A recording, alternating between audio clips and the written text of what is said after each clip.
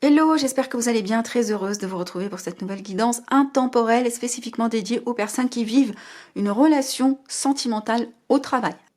Alors, on va commencer tout de suite avec cette première ligne. Nous avons le manque de confiance, nous avons l'âme sœur et nous avons le partage. Alors, en énergie centrale et dominante, nous avons la carte de l'âme sœur. Donc, c'est possiblement une relation karmique.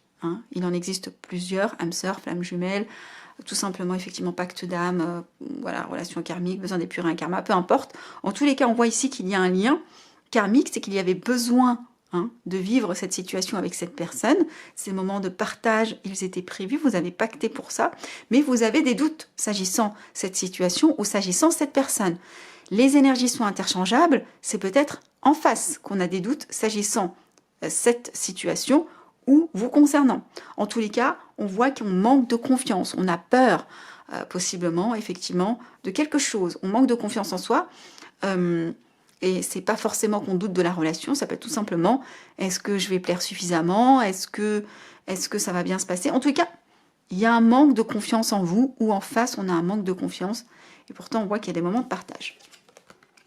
Addiction. On est peut-être dans les dépendances affectives ici. Éloignement et histoire possible. Alors, on nous parle ici d'histoire possible de partage, donc on est plutôt sur des notes positives. Néanmoins, on voit qu'ici, nous avons la carte de l'addiction et nous avons l'éloignement. Peut-être qu'actuellement, vous êtes totalement éloigné de la personne. C'est peut-être un éloignement émotionnel, c'est peut-être un éloignement physique. On voit qu'il y a des addictions, d'accord ? Peut-être chez vous ou peut-être la personne en face. Des addictions, ça peut être une dépendance affective, parce que la dépendance affective n'est pas de l'amour. Peut-être qu'on est face à quelqu'un qui a des addictions à l'alcool, à plein d'autres choses. Ça peut être les jeux vidéo, ça peut être les jeux tout court. Les addictions, ça peut être divers.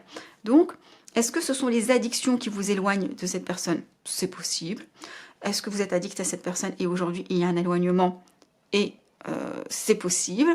En tout cas, si on lit les cartes de façon verticale, on a un manque de confiance en soi et on est addict à cette personne, donc d'où cette notion de dépendance affective si on relie les deux. On est loin de son âme sœur, on a envie de partager des moments. On va continuer au deck, nous avons besoin de réfléchir. Alors, effectivement, il y a ici des choses qui amènent à la réflexion, qui suscitent réflexion, en tout cas. Ok, alors, on a « elle te cache la vérité », donc il y a un manque d'authenticité, d'où cette notion de peut-être manquer de confiance en soi, parce qu'on sent qu'effectivement, en face, on n'est peut-être pas très clean. Sur le partage, on a la carte du passé. Sur la carte de l'addiction, on a l'attirance. Et sur la carte histoire possible, nous avons le futur. Ici, nous avons peur de l'engagement. On est face à quelqu'un qui a peur de l'engagement, qui est face à une peur terrible de s'engager. Sur le manque de confiance, on a quelqu'un qui vous cache la vérité. Bon, c'est pas forcément des choses très graves, ça peut... mais on est sur quelqu'un qui n'est pas très clair, en tout cas, ou qui omet de dire parfois certaines choses. Ça peut être des choses importantes, comme ça peut être des choses très futiles. Mais quoi qu'il en soit, il y a effectivement anguille sous roche, s'agissant certains sujets, et ce qui vous met peut-être dans une forme d'insécurité émotionnelle. L'âme sœur, on a besoin d'aide. On a besoin d'aide. Vous ressentez le besoin ici de vous faire aider, accompagner, conseiller. Sur le passé, on a vu qu'il y avait des moments de partage. Il n'y avait pas de souci là-dessus. Il y a une forte attraction ici avec la carte de l'addiction, donc on voit qu'effectivement il y a une forme d'alchimie, d'accord, quelle qu'elle soit.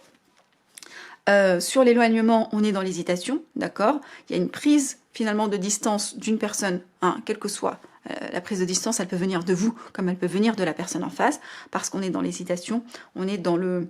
Voilà, on ne sait pas trop effectivement quoi faire, comment le faire, donc on est encore dans le doute, donc on lève le pied, et dans l'histoire possible, nous avons le futur. Donc, il y a cette notion de se dire que c'est possible, mais pas tout de suite, parce qu'on hésite encore, parce qu'on a peur, et parce qu'il y a aussi des doutes s'agissant d'un engagement. Il y a une personne qui possiblement vous dit « oui, c'est possible plus tard, c'est possible plus tard ». Et c'est peut-être ça, effectivement, qui vous met dans une forme d'insécurité. C'est « oui, ok, il y a de l'attraction, mais dès qu'il s'agit de se positionner, dès qu'il s'agit de s'engager, finalement, c'est plus tard, d'accord, c'est pas tout de suite, d'accord.